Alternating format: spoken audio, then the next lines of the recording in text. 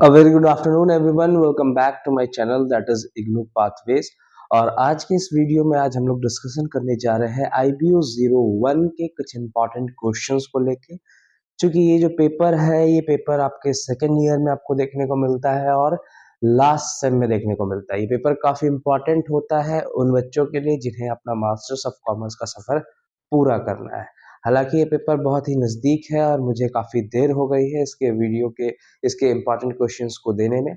क्योंकि देर अभी कुछ हुआ नहीं है, अभी नियर अबाउट आपको 20 to 25 डेज अभी बचा है एग्जाम्स का। अगर आप ये 20 इम्पॉर्टेंट क्वेश्चंस करके जाते हैं तो आपका जो टर्म एंड दिसंबर है वो बहुत ही अच्छा जाएगा और आप अपने ग्रेड कार्ड में एक सुनहरा मार्क्स देखेंगे, जैसा कि आप टर्म एंड जून में देखे थे। और उस तरह का जो हमारा इम्पोर्टेंट क्वेश्चंस है उसका जो क्वांटिटी और जो क्वालिटी पे आपको आंसर्स लिखना है उसे आप इसे दिमाग पे रखेंगे। तो चलिए वीडियो को लेट नहीं करते और इसके 20 इंपॉर्टेंट क्वेश्चंस को जान लेते हैं कि यह 20 इंपॉर्टेंट क्वेश्चंस क्या क्या है।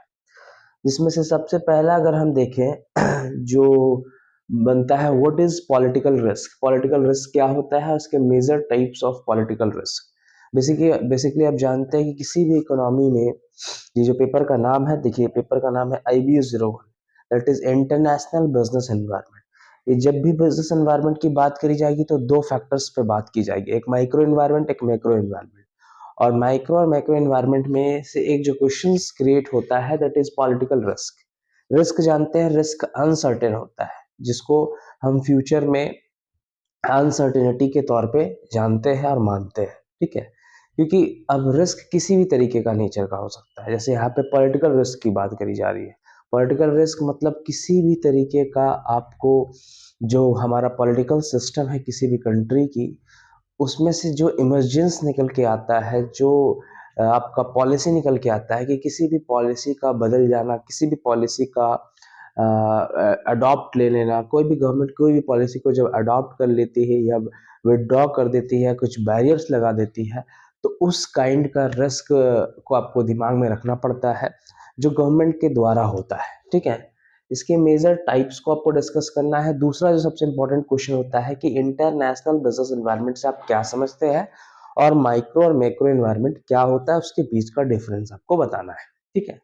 तीसरा जो क्वेश्चन होता है, in this neo classical model free trade not only equalize the relative commodity price in the two country but also equalize the relative wage rate.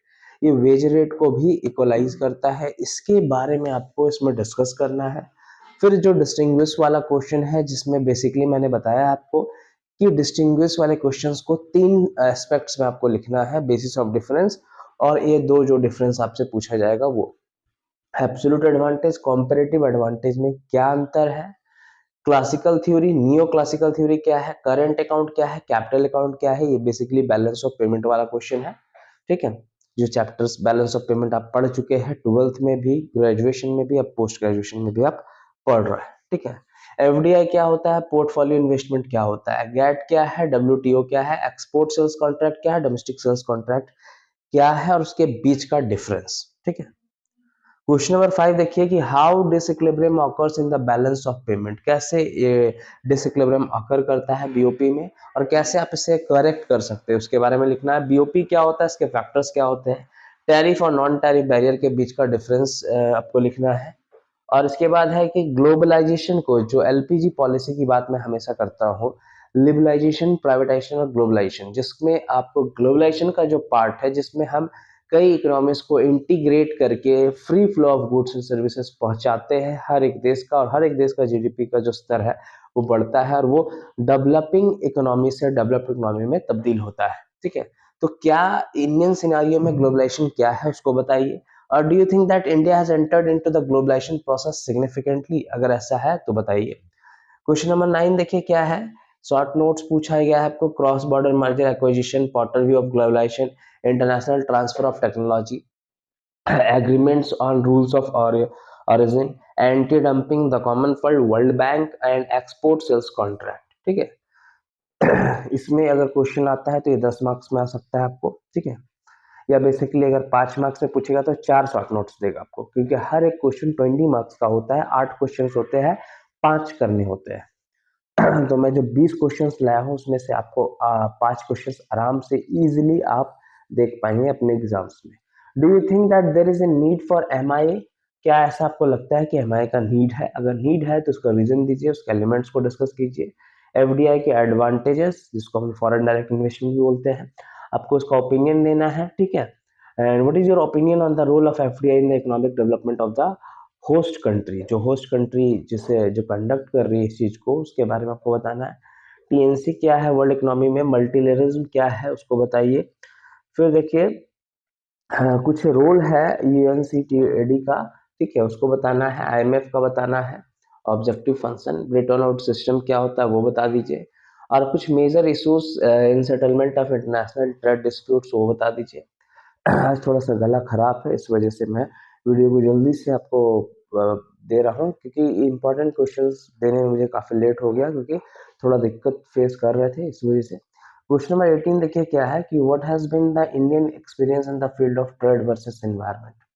Trade versus environment में Indian experience क्या, India का जो experience है, Indian experience वो कैसा रहा है?